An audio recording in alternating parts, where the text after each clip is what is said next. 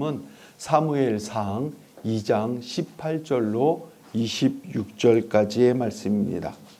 제가 가진 성경 410쪽에 있습니다. 모두 일어서셔서 한 절씩 교독하도록 하겠습니다. 제가 먼저 봉독합니다. 사무엘은 어렸을 때 세마포 에봇을 입고 여호와 앞에서 섬겼더라.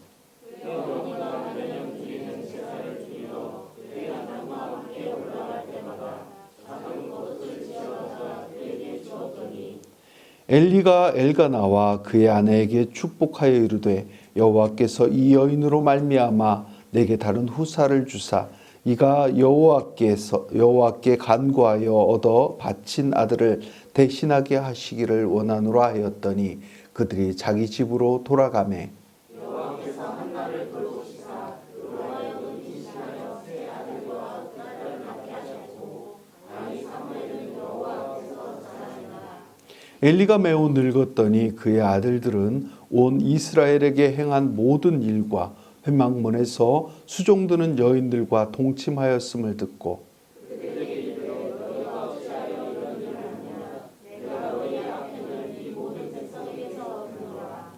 내 아들들아 그리하지 말라. 내게 들리는 소문이 좋지 아니하니라.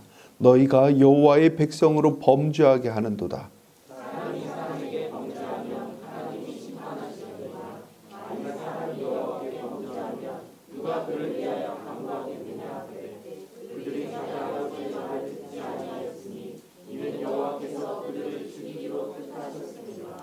함께 보십니다. 아이 사무엘이 점점 자라매 여호와의 은총을 더욱 받더라.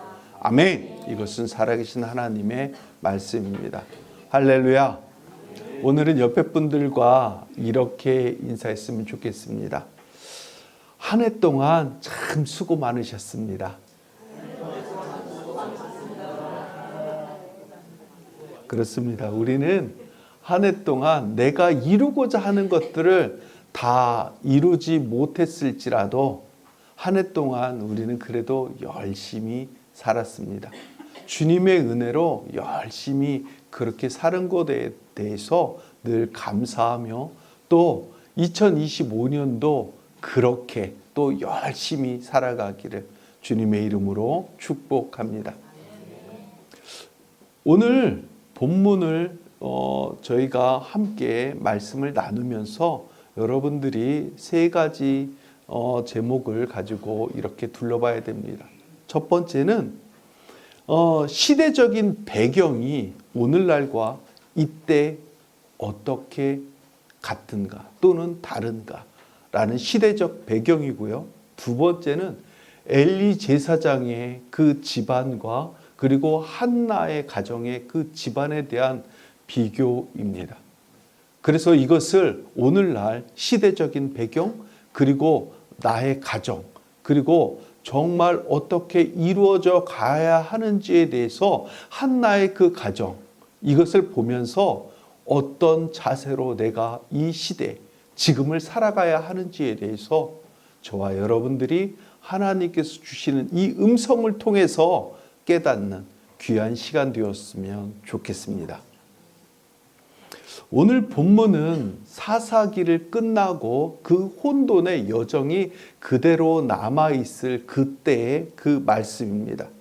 그러니까 사사기에서 왕국 시대로 이렇게 넘어가는 그 시점에서 바로 사무엘이 태어나게 됩니다.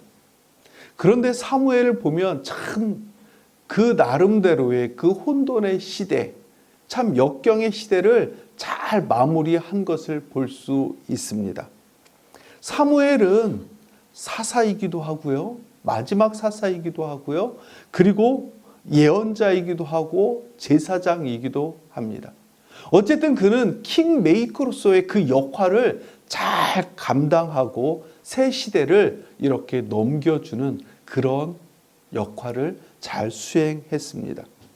오늘 본문은 이런 사무엘이 한나의 기도로 인해서 태어나고 그리고 자라는 그 배경에 대해서 이렇게 말씀을 해주고 있습니다.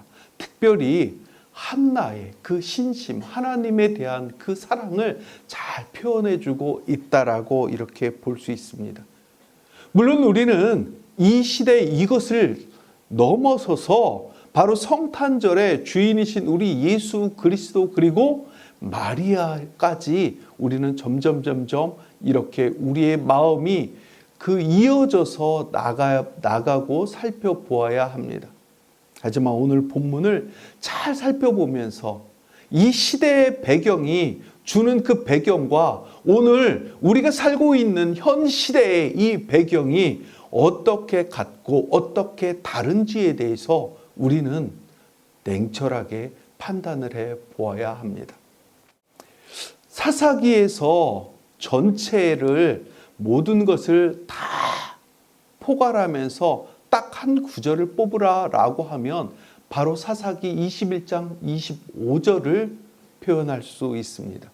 우리 한 목소리로 봉독해 볼까요? 시작. 그때 이스라엘에 왕이 없으므로 사람이 하기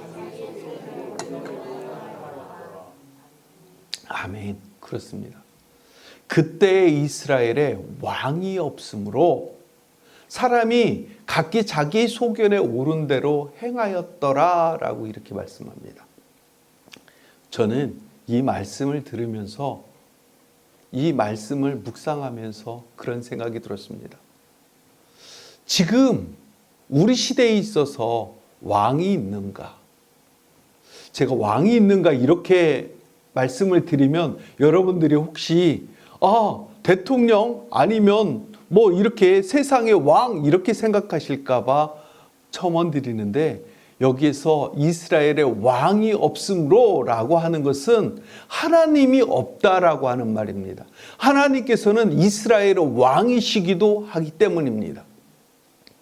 그런데 오늘 저와 여러분들이 사는 이 시대에 여러분들의 왕은 누구이십니까? 혹시 사사기에서 말씀하고 있는 이것처럼 자기 소견에 옳은 대로 행하는 그런 마음을 갖지는 않았습니까? 사사기의 모든 것을 종합해 볼 수 있는 이 한 구절이 저는 오늘날 이 시대를 반영한다라고 이렇게 생각이 됩니다. 이 사무엘서는요, 아이를 낳지 못하고 심란하고 고통받던 그 한나의 그 이야기로 처음 시작을 합니다. 그러니까 아이를 낳지 못하고 갑갑하고 고통스러웠던 그 자가 바로 엉망이었던 사사시대를 대변하는 어떤 이 이야기가 된다라고 합니다. 우리가 성경을 볼 때는 여인의 어떤 몸이나 어떤 이런 것으로 여인을 통해서 많은 문학적인 어떤 그 표현을 하거나 신학적인 어떤 표현을 하는 경우가 참 많습니다. 사사기 마지막 부분의 이야기가 이게 나오죠. 19장서부터 21장까지 나오는 그 이야기가 뭐냐면 밤새도록 윤간을 당한 레위의 첫 이야기가 나옵니다. 참 이런 이야기를 들을 때는 우리가 마음이 불편합니다. 우리는 좋은 이야기만 듣고 싶거든요.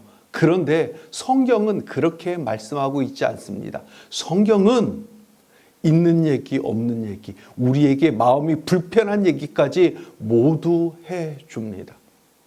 어쨌든 이 이야기, 레위인의 첫 이야기, 이 이야기는 사사시대의 그 모든 이야기를 대변한, 상황을 대변하는 그 말씀이라고 할 수 있습니다.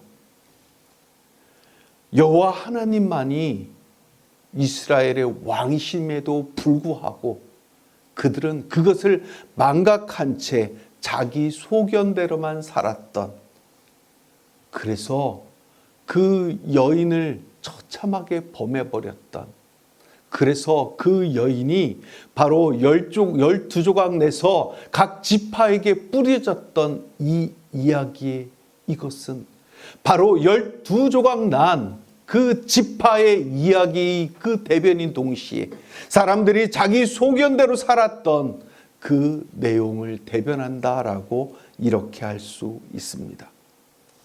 사사기의 시대적 배경을 몸이 찢긴 그 레위인의 첩으로 끝나는 것, 그것으로 마무리를 했다라고 하는 것은 사사기가 그만큼 흐트러졌던, 찢겨졌던 그 시대라는 것을 반영하고 있다는 것입니다.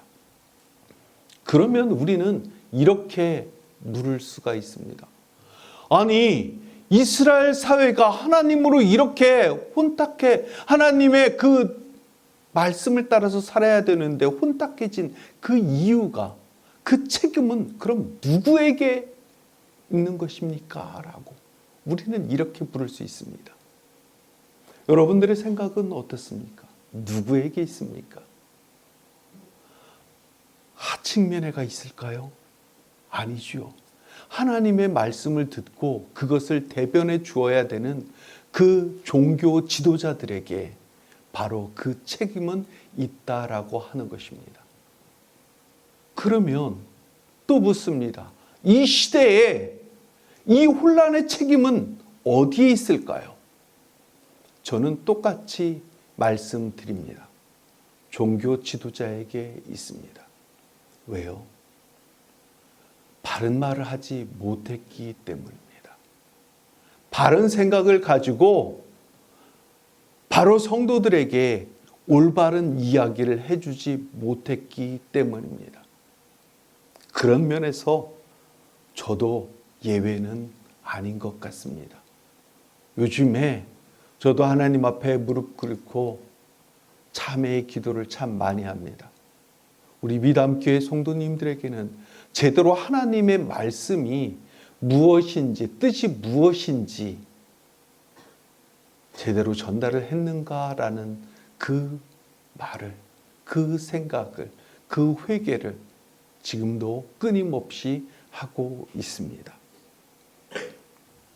이 시대적인 배경을 봤을 때 사회적인 시대의 배경은 이랬고 또 그 다음에 엘리 제사장의 그 가문을 우리가 바라보면 엘리 제사장을 어떻게 표현했는지 우리가 알 수 있습니다. 아둔한 인물로 표현했지요. 바로 엘리 제사장, 저 사람, 그때에 있었던 제사장, 그 사람을 아둔한 인물로, 하나님을 모르는 사람으로 이렇게 표현을 했습니다. 사무엘상 3장 2절 1절을 보면 이렇게 말씀합니다. 우리 한 목소리로 봉독하도록 하겠습니다. 시작.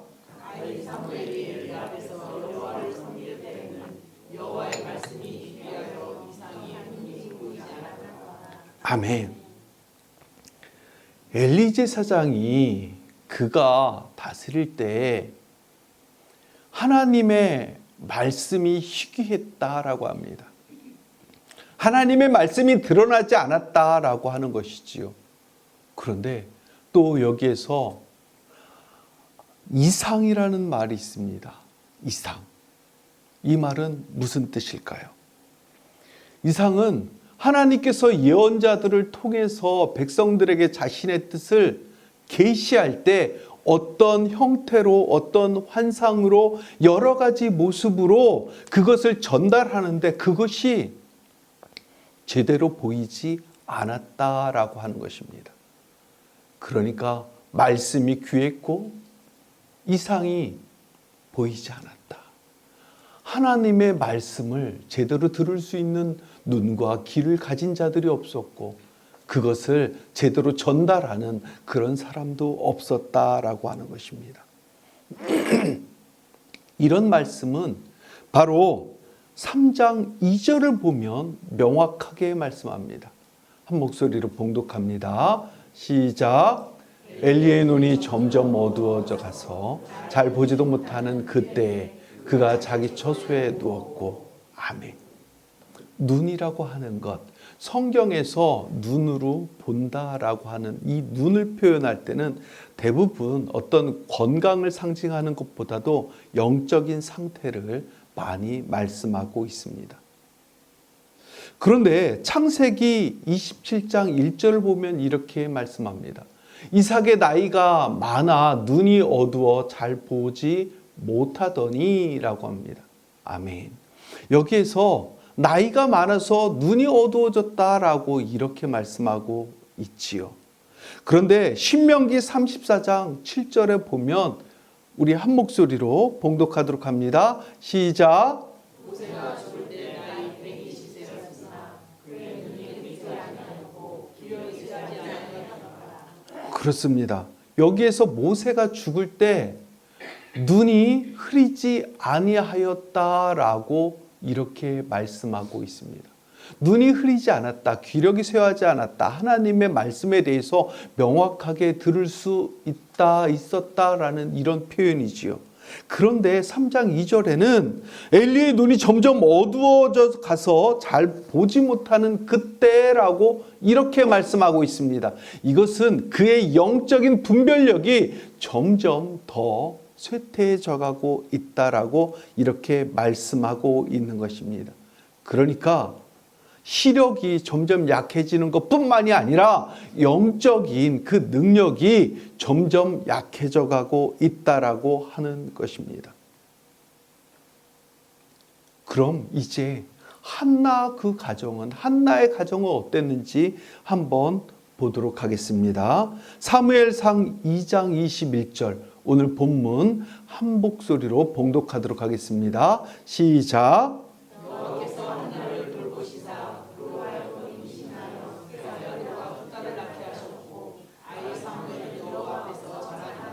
아멘.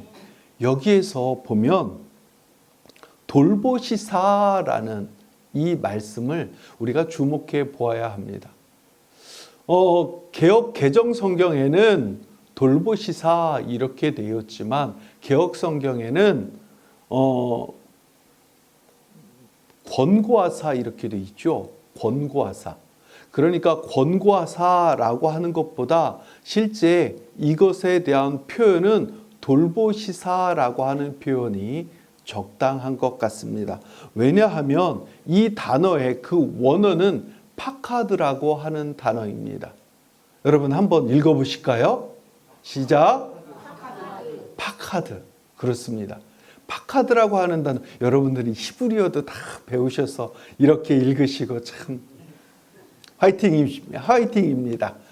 파카드라고 하는 이 단어가 있는데 이거에 대해서 번역을 해놓은 게 뭐냐면 돌보시다라는 단어입니다. 이 뜻은 뭐냐면 방문하다, 비지트, 그리고 조사하다, 돌보다라고 하는 이런 그 뜻으로 해석이 됩니다. 그래서 영어 성경에 어떤 영어 성경에는 킹 제임스나 이런 성경에는 비지트로 이렇게 번역이 되어 있습니다. 그리고 쉬운 성경에는 도와주셨습니다. 그리고 새 번역에는 돌보아 주셨습니다. 라고. 그러니까 전체적인 뜻은 돌보아 주셨다라고 하는 이 뜻으로 해석하는 것이 맞지요. 그렇게 돌보아 주셨습니다. 누구를? 한나를. 누가? 여호와 하나님께서. 이것은 21장의 이 말씀은요, 1장 19절에 보면 기억하는, 그러니까 여호와 하나님께 어린 사무엘을 드리는 그것을 기억한다라고 자케인이라는 이 뜻을 가지고 있습니다. 기억하셔서 그녀를 만나 주셨다라고 하는 그런 뜻이지요. 그러니까 의도적인 뜻을 가지고 여호와 하나님께서 방문을 하셨다라고 하는 것입니다. 하나님께서 한나의 서원, 그러니까 그 사무엘을 하나님 앞에 드리겠다라고 하는 그 서원을 이행하는 것을 기뻐하셔서 그를 방문하셔서 그를 돌보셔서 그에게 아들 3명과 그리고 딸 2명을 더하여 주셨다라고 하는 것입니다. 하나님께서는 이 말씀을 보면 하나님께 우리가 자원해서 무엇인가를 드리며 하나님을 기뻐하시게 하는 것, 그런 것들을 기뻐하신다라고 하는 것을 볼 수 있습니다. 그런데 여기에서 우리가 한 가지 생각해 보아야 할 것이 있습니다. 만약에 여러분들이라고 하면 여러분들의 자녀를 하나님 앞에 내어 드리겠습니까? 내어 드리겠습니까? 대답이 없으십니다. 세상의 입장으로 보면, 세상의 눈으로 보면, 아니, 어떻게 그럴 수가 있어? 너무 매정한 엄마야. 어떻게 내 자식을 하나님 앞에 올려드릴 수 있느냐고. 이거는 아동학대해 주네. 라고 이렇게 생각하며 표현할 사람들도 있을 것 같습니다. 곱지만은 않은 시선일 것 같습니다. 다시 묻습니다. 여러분들의 생각은 어떻습니까? 자기 자녀를 이렇게 어린 사무엘, 이런 자기 어린 자녀를 하나님 앞에 드릴 수 있습니까? 아멘 하시는 여러분들에게 하나님의 축복이 있으시기를 주님의 이름으로 축복합니다. 네. 자, 우리 예수님, 우리 주님께서 십자가에 달리시기 얼마 전에 이런 일이 있었지요. 값비싼 향유를 우리 주님의 머리에다 붓는 그런 베다니에서의 어떤 사건이 있었습니다. 그 베다니에서 있었던 그 마리아, 그 일이 있으니까 가룟 유다가 이렇게 말합니다. 아니 300데나리온이나 하는 그 값비싼 것을 이렇게 허비할 수 있느냐. 그것을 가난한 사람에게 나눠주면 더 좋았을 것을 하면서 책망합니다. 그러나 여러분, 그 대목에서 우리 주님께서 뭐라고 말씀하셨습니까? 이렇게 말씀하셨죠. 그가 내게 좋은 일을 하였느니라. 하나님 앞에 올려드린 그 마리아의 그 정성을 주님께서는 충분히 받으신 것입니다. 또 마태복음 10장 42절을 보면 이렇게 말씀합니다. 우리 한 목소리로 봉독합니다. 시작.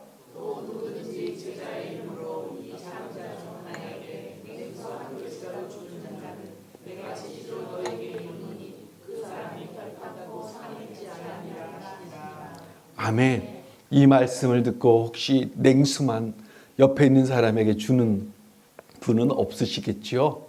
네, 마음을 다해서 주어야 한다라고 하는 것이지요. 그러니까 제자의 이름으로 냉수 한 그릇 주는 것도 하나님께서는 기뻐하신다라고 하는 것입니다. 베품의 진정한 의미가 여기에 있는 것이지요. 그러니까 내 품 안에 있는 것이 진정한 행복이 아니라 하나님께 드리는 것, 하나님 안에 있는 그것이 진정한 행복이라고 하는 것을 말씀해 주고 있습니다. 누가복음 6장 38절에는 또 이렇게 말씀합니다. 우리 좋은 그 말씀은 우리 함께 계속해서 우리의 입에 떠나지 않게 해야 됩니다. 우리 크게 한 목소리로 봉독하겠습니다. 시작.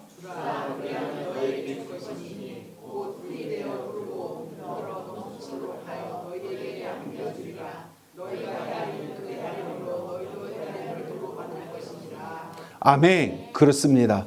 하나님께서 당신을 위해서 기쁨으로 희생하는 그 사람들에게 그 희생을 기억하시며 더 크게 부어주신다라고 하는 그런 말씀입니다. 우리 미담교회 모든 성도님들도 그렇게 하나님 앞에 올려드리는, 하나님을 내 마음 진정을 다해서 섬겨드리는 저와 여러분들 모두 되시기를 주님의 이름으로 축복합니다. 한나의 그 헌신과 사랑은 그 서원을 지키는 것에 그치지 않았습니다. 자식인 사무엘을 향한 그 사랑이 정말 뜨거웠다라고 말씀합니다. 우리 본문 18절 19절을 한 목소리로 봉독합니다. 시작.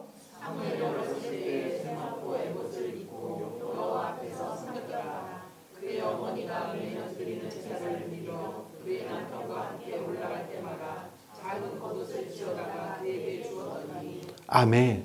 여기서 세마포 에봇이라고 하는 것은 이렇게 그림처럼 이런 어떤 장식을 가지고 있는 제사장이 예배를 드리기 위해서 입는 그 옷이었습니다. 지금 보면 이렇게 성의처럼 이렇게 입는 것이지요. 여러분, 제가 항상 성의를 입는 이유가 무엇인 줄 아십니까?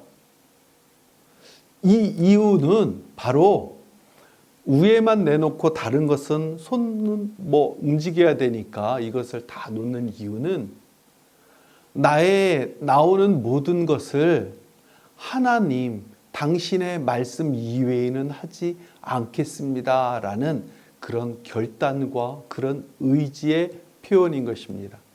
그래서 우리 예배 때 다른 어떤 것 안 하지요.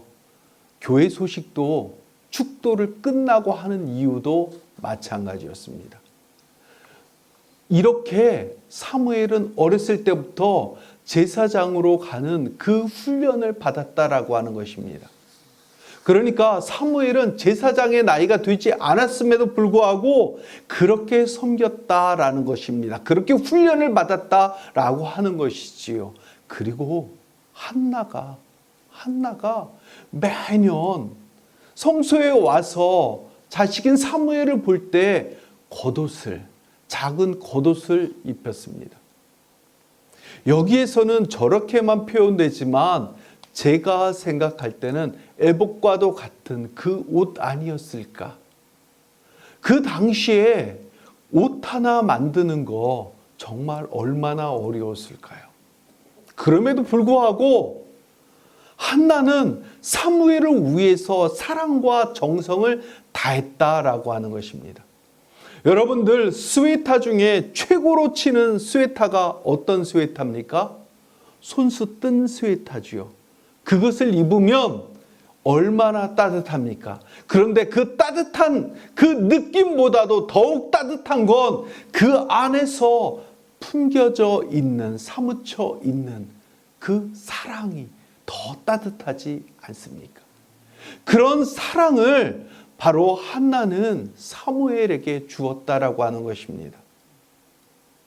어머니랑 떨어져 있어서 사무엘은 많은 심적인 그 어려움이 있었을 것입니다.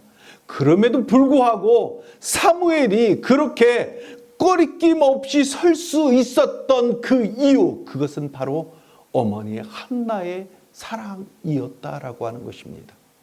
사랑하는 성도 여러분, 사랑하기를 멈추지 마십시오. 사랑하기를 주저하지 마십시오. 그 사랑은 비단 내 자녀를 위한 사랑뿐만이 아니라 내 부모를 향한 그 사랑도 역시 마찬가지입니다. 사랑이 풍성할 때, 사랑이 뜨거워질 때, 사랑이 넘쳐날 때, 그때 어둠은 사라지고 우리 가슴에 훈훈한 그 정만이, 하나님의 사랑만이 진정한 사랑이 어떤 것인지 깨달으며 갈 수 있는 그 마음이 저와 여러분 안에 더욱더 크게 자리 잡을 것입니다. 그래서 여러분들의 자녀는 사무엘처럼 무럭무럭, 예수님처럼 무럭무럭 자라날 것이고, 그리고 하나님께서 주시는 그 사랑이 무엇인지를 깨달으며 나아갈 것입니다. 그러므로 열심히 사랑하는 저와 여러분들 모두 되시기를 주님의 이름으로 축복합니다. 말씀을 마무리합니다. 우리는 그 당시, 그리고 엘리 제사장의 그 가정, 그리고 한나의 가정을 비교해 보았습니다. 종교 지도자들이 무너질 때 사회는 여지없이 무너집니다. 오늘날 대한민국을 바라봅니다. 보이지 않는 척, 그렇게 하는 종교 지도자들을 바라봅니다. 마음속에 여러분들도 분노가 일어날 수 있습니다. 하지만 저는 여러분들에게 이렇게 말하고 싶습니다. 그 분노는 여러분들 안에 잠잠히 채워주시고 그리고 엘리 제사장과 그의 두 아들 홈리와 비느하스를 보지 마시고 한나의 사랑과 헌신을 바라보자고 말씀을 드리고 싶습니다. 이 시대에 살아가는 저와 여러분들이 정말 바라봐야 될 그것은 엘리 제사장 네가 잘못했어. 홈리와 비느하스 그래 죽을 만해. 이렇게 그들을 비난하면서 사회의 전체를 바라보는 것이 아니라 바로 한나가 얼마나 사무엘 한 명을 키우기 위해서 그렇게 했는지, 하나님 앞에 헌신하며 나아갔는지 저와 여러분들이 바라보아야 될 것은 바로 그것이라는 것입니다. 사랑하는 성도 여러분, 이 시대를, 이 사회를 저와 여러분들의 마음으로 품어냅시다. 그리고 저와 여러분들이 더욱더 내 주변에 있는 사람들을 사랑하며 아껴주며 보살펴주는 그것으로 한나와 그리고 사무엘의 그 가정을 온전히 바라보며 나가는, 그 헌신과 사랑을 바라보며 나가는 저와 여러분들 모두 되시기를 주님의 이름으로 축복합니다. 기도하겠습니다. 사랑과 은혜 하나님, 오늘 우리가 여기 있으면 내가 아니요 내 안에 살아계셔서 역사하신 하나님의 은혜임을 고백하며 감사의 기도를 드립니다. 우리가 깊은 어둠과 죽음 가운데 놓여 있음을 고백하며 감사의 기도를 드립니다. 주님, 지금 우리는 어두운 시대를 살아갑니다. 어느 것이 참 길인지 무엇이 옳은지 구분하기 어려운 시대를 살아갑니다. 우리에게 빛을 비추어 주님의 의로운 길로 걸어갈 수 있도록 우리를 도와주시옵소서. 예수님의 이름으로 기원하옵나이다. 아멘.